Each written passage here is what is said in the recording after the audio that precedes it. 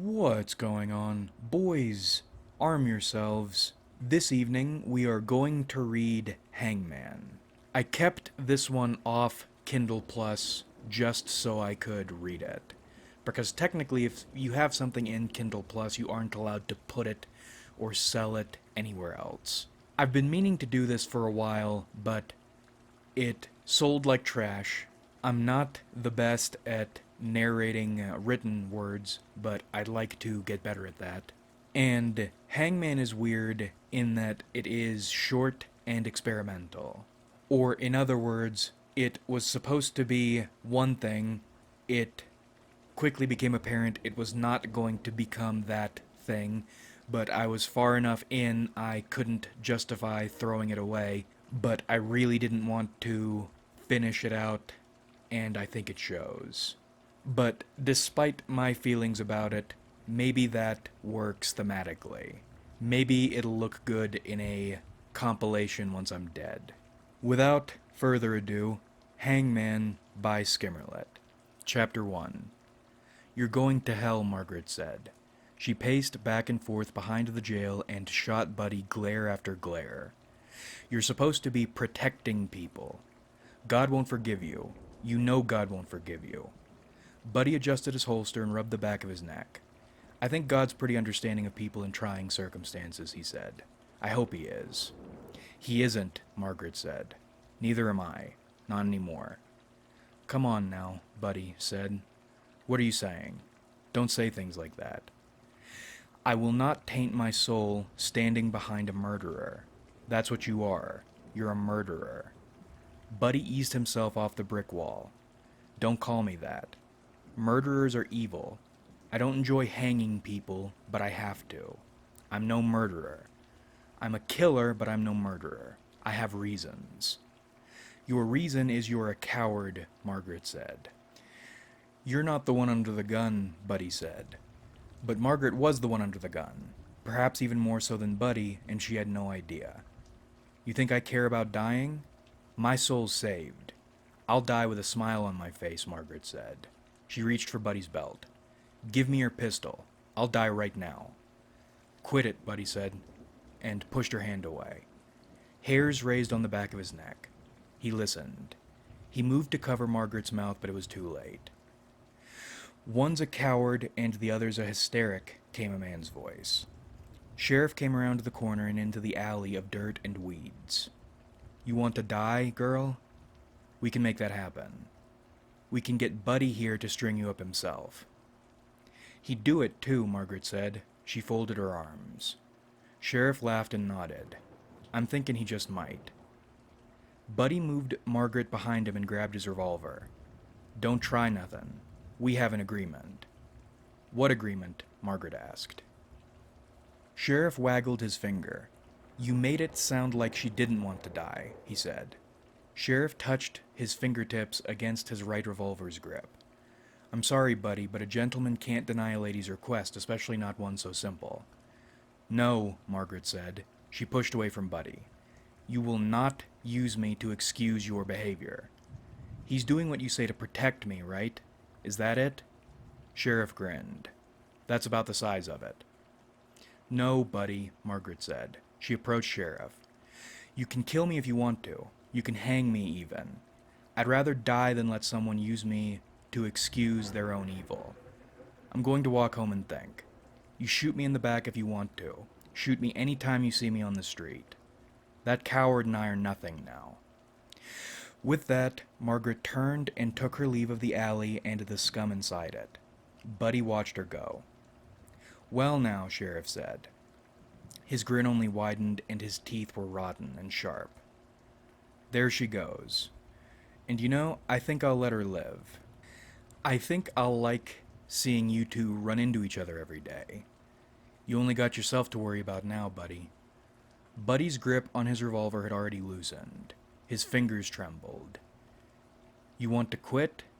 We can handle your resignation right now if you want," Sheriff said. Buddy refused to face him. He felt icy wind blowing across his back and frost creeping up his neck. "What happened to all that piss and vinegar? You weren't playing, were you? Turn around." Now. Sheriff's voice sounded hollow and far away, like an echo across a frozen mountain. Buddy turned degree by degree, fingers only barely wrapped around his revolver. He closed his eyes at the halfway point and shook terribly. He opened his eyes. His reflection stared back at him. Buddy looked into his own eyes inches from his face. Snowy trees stretching on forever up an endless mountain stood silently behind him. Buddy screamed and fell backward onto the warm dirt, shielding his face and kicking away. Sheriff exploded into laughter. "Goddamn, boy, am I that ugly?" Buddy lowered his hands and found Sheriff standing over him, bricks and dirt constituting all their surroundings. "You," Buddy said. That was all he could manage. He hyperventilated. "That's right," Sheriff said. His hands were wrapped around his stomach, not around his guns. "God damn, that's funny." Buddy saw something on Sheriff's face twitch, something he felt, and he felt another flash of cold. He tried to draw his revolver, but his hands wouldn't allow him. Sheriff's smile vanished. He took 2 steps forward and stomped Buddy's face into the dirt. Buddy yelped and shielded himself again. Sheriff crouched beside him. "I don't know what's gotten into you, but you'd better not try that again. Pull yourself together. People are already lining up. They're waiting. You have a job to do." Sheriff stood and dusted off his pants. "I'll tell you again. You can quit whenever you want. You just let me know. Until then, you be a good boy and don't act stupid." Sheriff spit on the ground and left Buddy lying alone in the alley. Buddy sat up and crossed his legs. He remained sitting in the dirt. He wiped his face. He didn't feel cold anymore. He felt hot, in fact, but cold, sickly sweat poured down his face. It could have been his nerves. It probably was his nerves, but it didn't feel like his nerves, and it didn't look like his nerves. He saw himself. He saw mountains and snow-covered trees climbing up forever. He felt frozen air so cold his lungs threatened to freeze with it. Buddy had begun seeing things of that nature in the past few months, but never had he seen or felt a vision so vividly. It was more than a vision.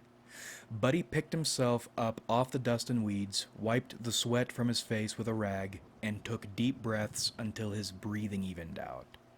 He remained shaken, but he at least regained control of his body. Eyes downcast and face obscured, Buddy exited the alley and prepared to perform his duties. Chapter 2. Buddy stood on the platform. He wore a mask of black cloth. Beside him stood 2 men, hooded, with canvas bags and ropes around their necks. One was screaming. The other was praying. The crowd looked up at the 3 men. Margaret's wasn't among the many faces below. They waited for Sheriff to appear, but unbeknownst to them, he had afforded Buddy the opportunity to do all the honors this time, not just the honor. Legally, there were procedures for this sort of thing. Sheriff liked some of them. He liked the crowds, the preparations, the outfits, the noises, the syllables in each word he read aloud to the people, to the guilty, to Buddy, and to himself. Sheriff liked the experiential aspect of law. He wasn't as fond of the legal aspect. "I'm innocent," the screaming man screamed.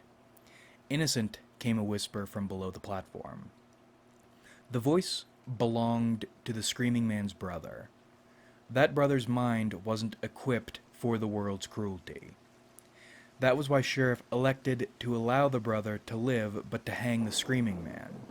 Even to place the brother below the platform so even his simple mind would understand his brother and caregiver was, in fact, as would be seen, hanging from a rope, dead and never coming back. Anything less would be inhumane. "Guilty," Buddy said without meaning to. "These men are, guilty." Buddy felt around his pockets for the paper, but found nothing. He'd left it at the jail. "I'm innocent," the screaming man cried.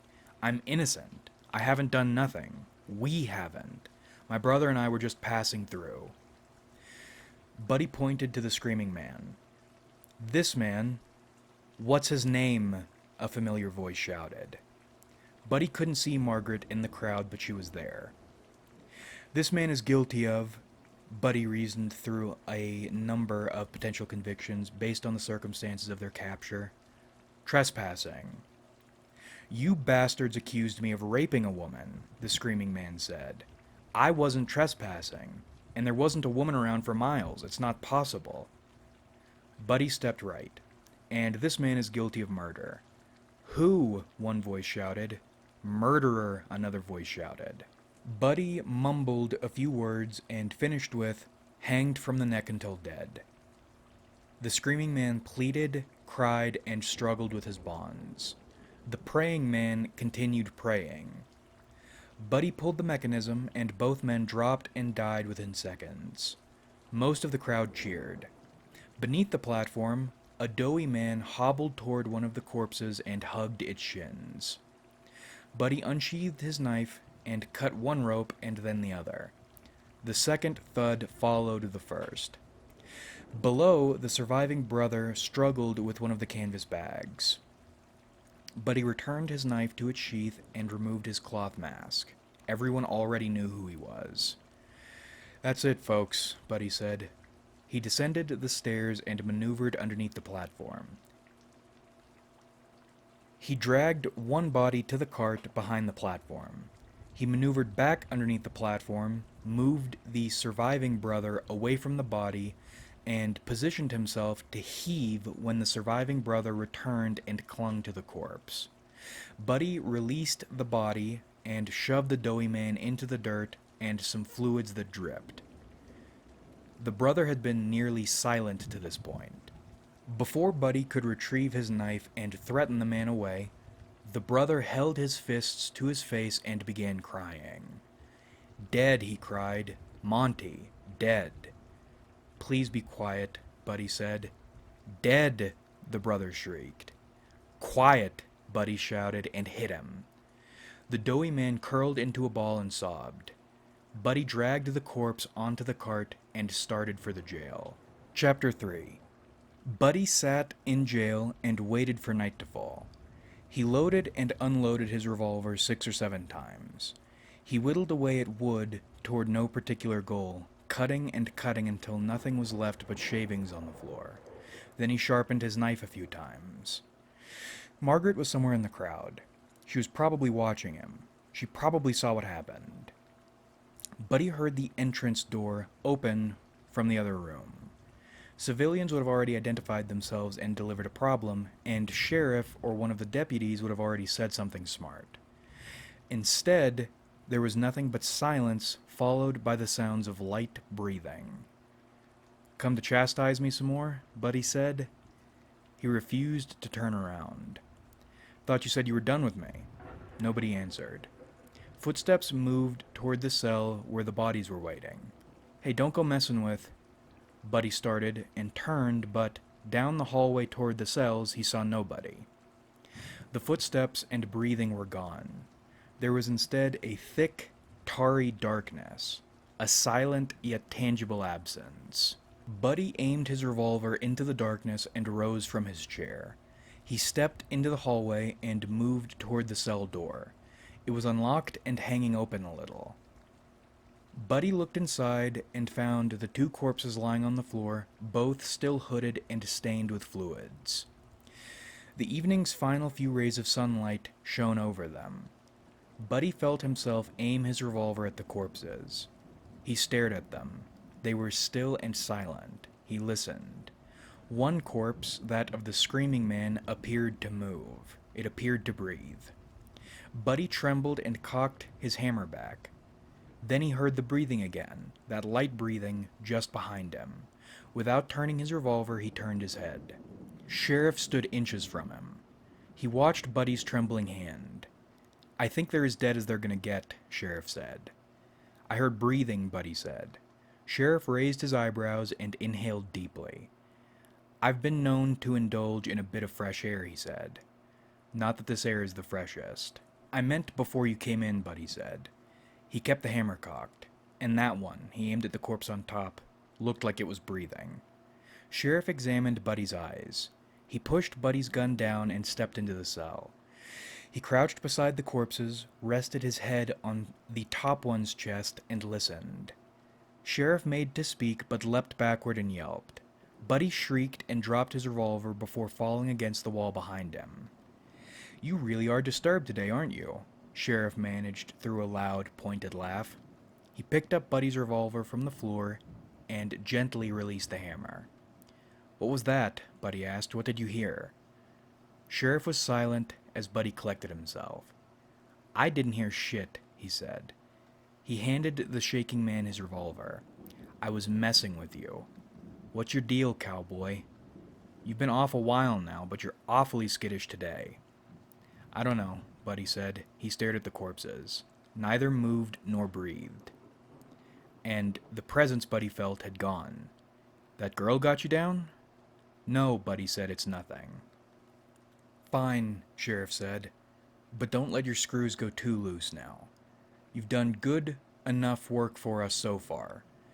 I'd hate to have to string you up and find someone else." Buddy's revolver was still in his hand. Sheriff's back was turned, and the man was heading for the exit. Buddy could put 2 holes through Sheriff's skull before he knew what hit him. If Margaret was no longer part of the equation, then killing Sheriff and maybe 1 or 2 of his deputies might solve the town's problems without putting anyone at risk. But Margaret was at risk, no matter what she said, as long as any of the 4 deputies were alive. They were all in on it. Then again, Margaret always meant what she said. She would die happily, knowing at least one of these thugs was stopped, knowing at least one person attempted to do the right thing. She would die happily, knowing Buddy at least tried. Margaret walked away because she knew he wouldn't, and she was right. Buddy holstered his revolver. "Go ahead and move 'em," Sheriff said. "Now?" Buddy asked. "Yes, now. Get them buried. No point waiting. We might have another to deal with in an hour or 2, and we're in business dead making, not dead stacking. I don't want this place stinking worse than it already is." Chapter 4. Buddy dragged the cart and corpses down a long, dark trail through the forest. The trees were unusually quiet. No birds or insects chirped. No animals rustled around in the bushes. Only the wind whistled between the branches. Buddy could walk this obscure trail blindfolded. In this oppressive darkness, he might as well have been blindfolded. He carted at least 30 bodies this way since he'd become a hangman, and he'd probably cart at least 30 more before this business was through. Buddy felt eyes on his back. He turned. Nobody was there. Law never told anyone where they dumped bodies, but everyone knew. Still, in his time hanging, dragging, and dumping, Buddy never encountered another soul along this trail. He carried them at night so nobody would have to see them and nobody could see him. Sheriff forced him to start early this time, and the crowd, mostly but not entirely dispersed, watched him. He didn't see Margaret, but he felt her watch him go. "Let's talk about this," Buddy suggested to the darkness. The sensation of being watched was unmistakable. It came on slowly and wrapped around your neck, traveling up and down your spine until you were dead or left in peace. "I know you're there," Buddy said. "I love you." Buddy knew when Margaret was watching him. This wasn't Margaret. His plea was more for himself than for whoever was in the shadows. The sensation, the unseen eyes, faded into the forest, but the tightness lingered. Buddy hadn't drawn his revolver. He continued carting the bodies to their destination. The informal cemetery was peaceful. Buddy merely dumped the first few bodies, but after needing to bury a number one day after another, he decided to begin burying them properly despite having no coffins. He couldn't handle the smell or the sight of them. He watched them turn yellow and then green and then black, transforming finally into gray, stretched husks, which lingered in that state for some time beyond maggots' attention spans, left alone but for each other during their ultimate departure from this world. Buddy kicked all their bones together down the first grave he dug. Trees surrounded the grassy spot on the mountain. Slivers of the moon shone through the clouds. The trees were still dark and silent. Buddy selected a clear spot, pulled his shovel from the cart, and started digging. The grave didn't take too long to dig. These men, as far as Buddy knew, never knew each other in life beyond their brief time imprisoned together, but they were now on the precipice of sharing eternity with one another. Buddy dragged one corpse off the cart and into the pit. Then he dragged the second. He took a moment to clean his hands and wipe the sweat from his forehead before covering the corpses in dirt. Something rustled behind him, almost as quiet as a rabbit. Whatever it was wasn't dangerous. Buddy knew how predators sounded. He turned to get a look at his little company, a small reprieve from isolation. A half-dressed figure wearing Buddy's face stumbled toward him with dull eyes. Buddy tripped backward into the shallow grave before he could scream. The figure stumbled closer, its mouth gaping, a mimicry of Buddy's. Buddy forced himself into motion despite his lack of oxygen and drew his revolver. The figure had reached the grave and was coming down when Buddy finally managed to fire from the hip. The foul imitation collapsed, bleeding and groaning on top of Buddy, grabbing partly for the living man's hair and partly for one of the dead men's shirts. Buddy clawed beneath the figure's weight until he broke free and dragged himself out of the grave. Buddy rolled onto his back and fired breathless twice more into the creature's back. It stopped moving and groaning. Buddy heaved and coughed on his own spit, waiting for the creature to move. It didn't. Buddy rose but kept his sights trained on the figure. Blood leaked down its back and across the other two bodies. Buddy realized his chest was covered in blood. The creature was, for certain, neither moving nor breathing. Buddy considered running, but he'd run into trouble if he returned without the cart and tools. He considered covering all three bodies with dirt and leaving, pretending the creature was an illusion of his stained imagination, but it hadn't disappeared. It was real, and although it no longer breathed, it still bled. Buddy stepped down into the grave and nudged the figure with the barrel of his revolver. Nothing. Steeling himself, Buddy rolled the body onto its back. The figure no longer wore Buddy's face. The figure was the screaming man's simple brother. His eyes were wide and still, peaceful despite the dirt, saliva, and blood streaked across his face. The brother had been following Buddy the entire time and intervened at the last possible moment to... what? Save his brother? The screaming man was already dead, and the brother understood as much. Stop Buddy from burying him? What would anyone do with a body? Carry it around until it rotted like some kind of animal? Was he planning on killing Buddy? The brother was unarmed. Buddy shot and killed an unarmed man, too aggrieved to know what to do with his feelings. Perhaps he came to die, too broken and lost to continue living alone in such a cruel and confusing world. Buddy holstered his revolver and stepped away from the corpses. Nothing felt different. Nobody was watching him. Wind blew. Animals were neither seen nor heard. Clouds obscured the crescent moon. Moments passed without interruption. Buddy picked up the shovel and filled the grave. He returned the shovel to the empty cart once he was finished. He rinsed his hands with his sweat and turned his attention to his shirt. There was a river close to town. He could probably clean a bit of it there, but getting that much blood out might prove impossible. Maybe he was coming to say his goodbyes. Buddy hadn't given him a chance beneath the gallows. Were minds like the brothers capable of needing closure? Buddy could dig him up and ask him. Buddy realized he was breathing deeper but drawing less air.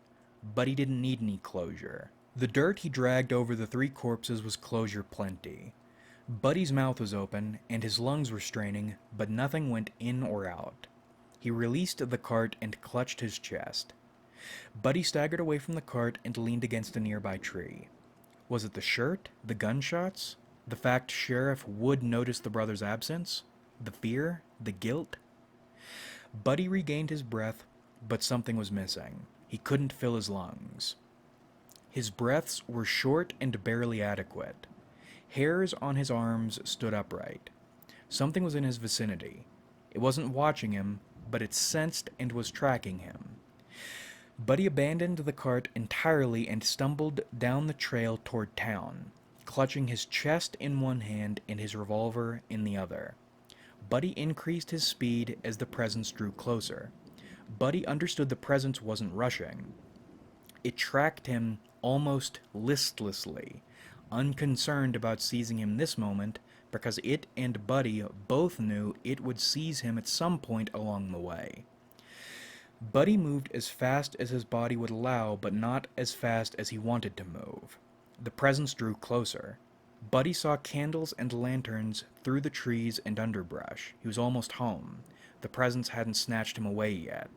Buddy emerged, flailing through the trees into a part of town unfamiliar in the darkness. He'd somehow strayed from the path and hadn't realized. "Hey," Sheriff said. Buddy realized Sheriff stood 10 yards from him against an unfamiliar building. Sheriff held a cigarette. He must have gone outside to smoke. Sheriff held the cigarette, but he wasn't smoking now. He was frozen. Buddy realized they weren't in town. This location was an isolated spot with a number of quiet buildings some way away from their familiar and limited civilization. Buddy had never been here before. "We were going to come looking for you," Sheriff said. Wind blew small embers from his cigarette. "We heard gunshots. We figured you had everything under control, but we were thinking maybe our little joke might have gone wrong. We were going to come check." Buddy saw the 3 corpses sharing the grave he dug them. Each wore his face, and all were deep down in their journey of decomposition. Frozen wind and snow blew across Buddy's face. "The brother," Buddy said. His revolver was in his hand. 3 shots remained. "That's right," Sheriff said. His hands hadn't moved. "We sent him after you. We figured he'd give you a good scare. He was disturbing the peace, so we were thinking of hanging him tomorrow, but your demeanor tells me you started early." One of the deputies came around to the building. "Don't go mumbling to yourself, Sheriff," the deputy said. He was occupied with his own cigarette. He froze when he noticed Buddy. He dropped his unlit cigarette and reached for his gun, but Sheriff stopped him. "Don't," Sheriff said. "Easy now. Quiet. Let's all take it easy." "Hey," the deputy shouted. 3 bullets. Buddy shot Sheriff in the chest before he could draw. Time moved slowly. Buddy shot for the first deputy's chest, but caught him in the throat as the man fumbled with his belt. Buddy walked forward. 2 deputies turned the corner, with the remaining 4th close behind. Buddy shot the 2nd deputy in the head. The 3rd deputy flinched and tripped. The 4th deputy turned the corner with his revolver already drawn. "Drop your belts," Buddy shouted. He stood 15 yards from them, but continued his march. The deputy on the ground raised his hands in the air.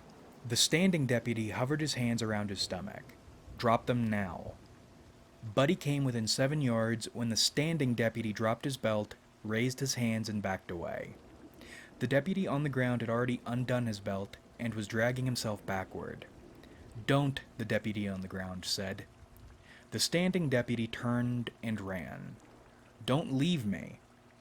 The remaining deputy reached his feet and stagger ran after the man sprinting away. Buddy grabbed the first deputy's revolver and shot the nearer deputy. He stopped staggering and collapsed. Buddy aimed through the darkness and dim moonlight and nailed the final deputy in the back. He collapsed. Buddy dropped his revolver, retrieved the 3rd deputy's revolver, and again shot the bodies closest to him. He retraced his steps and shot Sheriff again. Then he walked toward the hidden trailhead and shot the final deputy one more time. Buddy retrieved and reloaded his own revolver using ammunition from one of the corpse's belts. He holstered his revolver. Buddy stood alone and found he couldn't think. His body moved on its own. He dropped his gun belt and took Sheriff's, dropping one revolver and replacing it with the one he'd carried most of his life. Buddy's revolver was of fine quality, but his belt never was anything special. Instinct told him an extra pistol and a store of ammunition would come in handy. But for what? Sheriff and his deputies were dead. Buddy just shot them all dead. Tyranny was eliminated. The town could now find another sheriff and new deputies and live in peace. Buddy wouldn't need to shoot anyone else. He tightened Sheriff's belt around his waist and stretched to measure the fit. Townspeople would hang him. Buddy hanged innocent men and women under Sheriff's direction. Buddy also shot Sheriff and his deputies. Both were crimes, and neither canceled the other out. Margaret accused Buddy of cowardice for not intervening, and he was guilty, but nobody else intervened either. Townspeople enjoyed hangings. Sheriff was a showman, and his audience loved a show. They looked for any excuse as much as Sheriff did. Buddy would be hanged. Nothing else mattered. Buddy deserved to be hanged. Buddy returned to the hidden trailhead. He'd never seen it before. He wouldn't be able safely to make his way home at night. Buddy felt the presence. It circled the clearing lazily. It made no noise. It would kill him if he tried to return to town. It would kill him no matter what, but in this clearing, Buddy could cling to life for a time. "Margaret," Buddy said, "can you hear me?" Buddy heard nothing but the wind. "I stopped them," Buddy said. Nobody answered. Buddy watched the bodies in the grave under the snow decay in the frozen dirt. The frost should have prevented their decomposition, but the corpses were too eager to progress to pay the temperature any mind. Sheriff and the deputies were different. They wanted to remain among the living, but they were dead. Their skin changed colors slower than the other corpses. Some force behind them carried their rotting forward despite their resistance. The corpses shifted left and right, and scavengers and decay pulled them apart and hugged them closer into the soil. Buddy watched them rot. "God," Buddy said. He closed his eyes. He knelt in the warm dirt and pressed his hands together. "Please forgive me." There was no frozen wind or snow, and there was no rotting. "Please forgive me of my sins." There was silence. "I'm sorry," Buddy said. "I'm so sorry." Wind blew branches and carried the smell of gunpowder across the hideout. The presence reached for his face. Buddy opened his eyes and found nothing facing him. He rose. The corpses were where they should have been, and in the state they should have been in. Decay hadn't set in. Only minutes had passed. Buddy was alone. The hidden trailhead remained impassable, but Buddy couldn't stay in the hideout with the corpses. He sensed an opening in the underbrush, an escape route the presence wouldn't immediately pursue him through. Buddy backed away from the bloody scene. He saw the bodies he'd created. Buddy backed into the thick but safe trees and disappeared into the night. Chapter 5. Night was unrelenting. Buddy felt he'd traveled many miles and for many hours through the forests, but the sun would not rise. Blood leaked from scratches Briars put across his face and hands. His shirt and pants were dirty and tearing. The presence pursued him less the more he traveled. Buddy could no longer sense its exact location. The presence became an ominous force, clouding the space behind him. To return was to die. The presence came upon his sides now and then, and Buddy corrected his course to avoid his death. The presence, in this way, herded Buddy toward an unknown destination. Buddy understood what was happening, but could muster no resistance. Buddy was growing tired. Whenever he stopped to catch his breath, he felt the presence wrapping itself around his surroundings to seize him, and he heard faint breathing somewhere nearby in the darkness. Buddy forced himself to continue in such moments. Buddy wanted the chase to end. He wanted to surrender, but he was too afraid. No matter how far he trekked, he couldn't escape. The mood of the pursuit changed when the first snow fell. This snow was real. It touched Buddy's face and melted but didn't disappear. Trees were beginning to break. Thin layers of snow covered the ascending ground. Then Buddy saw it, the mountain. Moonlight bathed his path. The presence slowed its pursuit. It clung to the thick trees of the forest and watched but didn't follow. This mountain was Buddy's destination. Buddy climbed until the trees thinned to nothing. Snow and rock rose above him. He couldn't see the peak through the snow, and he knew he never would. Buddy nonetheless pushed through the cold and treacherous terrain until he found crude stairs covered in snow. He followed them. Frozen wind felt sharp across his skin and cut through his thin clothes. Buddy hadn't realized parts of his body had already become frostbitten. He would freeze to death before any unknown creature took him. Dim light glowed ahead through the gray and white. Buddy followed the path along the mountain toward the light until he spotted a shadowed figure standing at the mouth of a cave. Buddy drew his revolvers from their holsters with numb fingers. He approached the light and the figure. The shape came into focus.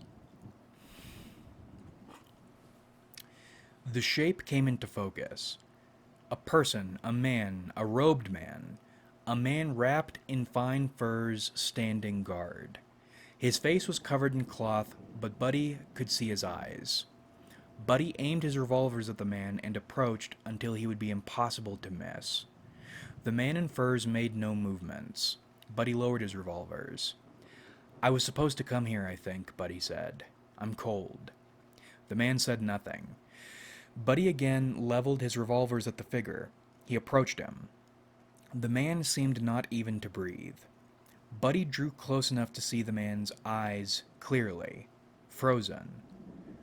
Buddy holstered one revolver and pulled at the wrapped furs. They came off with difficulty and revealed the man's face, the frozen face of a man frozen from head to toe. Buddy removed the rest of his furs and confirmed his suspicions. The man froze standing straight up. He must have been standing guard a long time. Buddy donned his newly acquired furs and examined the body. The man was covered in strange tattoos, swirls, crosses, and shadowy figures of many eyes carved and ashed into his skin. Making the man's death only stranger, he appeared to be well fed. The furs were no joke either. They banished all cold from Buddy's body. How this man froze was a mystery. Another mystery was how the lantern behind the frozen man was lit, considering his circumstances. Buddy drew his other revolver and peeked inside the cave. The tunnel went down into the earth and wrapped around where the lamplight wouldn't reach. Buddy couldn't identify any footprints. He entered the tunnel and waited for his eyes to adjust to the darkness. Buddy considered calling out to whoever might be listening and letting them know he was coming down, but he stopped himself. If they knew he was coming, they could kill him. Then again, not informing them might startle them and force Buddy to kill them. Buddy wasn't ready to die, and he wasn't ready to kill. He opted to continue in silence because he was still more afraid of dying than he was of killing. Buddy entered a sanctum lit by 3 lanterns. In the center pit were 5 bodies lying head to toe in a circle. Their torsos were covered in loose furs, but their heads and legs were exposed and clearly frozen. The sanctum felt above freezing, at least not cold enough to have frozen these men so thoroughly so quickly, but Buddy didn't question this scene much. The lanterns probably lit themselves. The men probably froze themselves. Their tattoos, similar to the first man's, probably carved themselves onto these men's flesh. Buddy aimed his revolvers at the bodies in case they rose. He saw something black creeping along his right wrist. Buddy swatted at the creeping thing and dropped his revolvers when it snaked underneath his furs. He threw them off and kept swatting at the thing. It moved like a snake, like a centipede, but it was an image of a rope tattooed into his skin, as the frozen men's tattoos were, but Buddy's was still in motion. It hadn't frozen. It crept up Buddy's arm and across his chest up toward his throat. Buddy clawed at the rope, only to open deep cuts in his skin. When the rope reached Buddy's neck, it tightened. Buddy couldn't breathe. Buddy tore at the rope around his throat, trying to work his fingers underneath it and create enough space to breathe. but all he could do was bruise and scratch his throat. Buddy sprinted down deeper, darker tunnels, trying to scream but finding himself unable. He tripped and fell down a shaft and descended into increasingly warm rocks. He landed hard and rolled down a pitch-black incline. Rocks cut and bruised his body. Buddy finally smashed through a wooden barrier and rolled to a stop atop warm, sunlit grass. Buddy could breathe. He caught his breath and sat up. His body was broken and his clothes were tattered, but he was alive. Buddy struggled to his feet. He couldn't see his throat, but he felt the shadowy rope had vanished. Sunlight shined down on him. Buddy concluded he'd ascended a mountain in the middle of the night and in the middle of a snowstorm for hours, yet managed safely to escape the mountain by rolling down a tunnel for a few moments. Buddy was alive, the presence wasn't following him, the rope wasn't strangling him, and the frozen dead weren't mocking him. More, Buddy recognized his surroundings. He was near town. Buddy navigated the sunny forests using landmarks and muscle memory. He was nowhere near his quiet graveyard. Soon enough, Buddy saw buildings through the trees. He entered town near the alley behind the jail. Margaret was probably at home having lunch about now. Buddy proceeded down the alley toward the street. "Hold there, wild man," came a voice behind Buddy. "No," Buddy said. He reached for his revolvers and found them missing. He hadn't retrieved them when he dropped them in the cave. "No." "Put your hands in the air and turn around where I can see you." The voice sounded familiar. "No, no," Buddy said. He raised his hands. "No." He turned around. Before Buddy stood Buddy. His doppelganger wore an outfit, a gun belt, and a smile similar to Sheriff's. "No." "I heard there was a string of murders last night," Buddy's reflection said. "You look to be the culprit." "No," Buddy said. "My guns." "I can see you're missing yours," Buddy's reflection said. "That's tough for you. Now, the way I see it, you have two options. You can make a scene with that knife of yours and I can shoot you right now." Buddy's reflection cocked his hammers back. "Or you can walk calmly into a cell and await your trial." Buddy followed his reflection's directions, unsheathed and dropped his knife, and walked out of the alley, into the jail, and inside a cell. "They were evil," Buddy said. "They killed innocent men and women." "You killed innocent men and women last night, wild man," Buddy's reflection said. "You're due punishment." Buddy looked at himself. He was half naked and covered in cuts and bruises, his clothes and furs stained with blood, his chest and presumably throat covered in scratches where he clawed at the phantom rope. "Who are you saying I murdered?" Buddy asked. "The people you killed," Buddy's reflection said. He looked over scraps of paperwork before tossing them aside. "You're guilty." Buddy's reflection leaned back in his chair. "We might be able to get this finished this afternoon. I'll be back. Don't you go anywhere." Buddy looked outside his cell's barred window. People were spreading word of an impromptu hanging. Buddy knew there would normally be more of a show, more celebration, more entertainment, but Buddy's reflection moved quickly. He moved the process forward the way Buddy wanted to under Sheriff. He wanted to do what he was expected to do as quickly as possible and with minimal show. Buddy would have carried the guilty into the woods and stabbed them to death quietly and privately if he could have. He wouldn't have bothered with proceedings unless Sheriff forced them. They didn't matter in the end anyway, so why waste the time? Buddy's reflection was an odd conundrum. Within a few hours, Buddy's reflection retrieved Buddy and walked him up onto the platform. He placed the rope around Buddy's neck. He looked out over the crowd and saw many familiar faces, namely Margaret's. She looked at him with, at once, unfamiliarity and disgust. Nobody recognized Buddy. Nobody would save him or speak up for him. "Do you know me?" Buddy asked his reflection. "What?" his reflection asked. "I'm you," Buddy said. "I'm the Hangman." "It'll all be over soon." "I didn't kill any women," Buddy said. "I killed Sheriff and his deputies." "I appreciate your confession." Margaret hates you. This is my job. You'll be right here soon enough, Buddy said. You'll be me. You'll be the one hanging. I'll certainly have earned it, Buddy's reflection said. He prepared to pull the lever. You know what's happening here. Don't pretend you don't know what's going on, Buddy said. Don't you pretend you don't know. None of you. You all know. Everyone Buddy knew was a stranger. In his few remaining moments alive, Buddy tried to work out what part his reflection played in all this. Buddy could have struggled, but he was tired and ready to be finished. Ready to accept whatever was coming for whatever reasons whoever came up with to run him through this extended punishment was.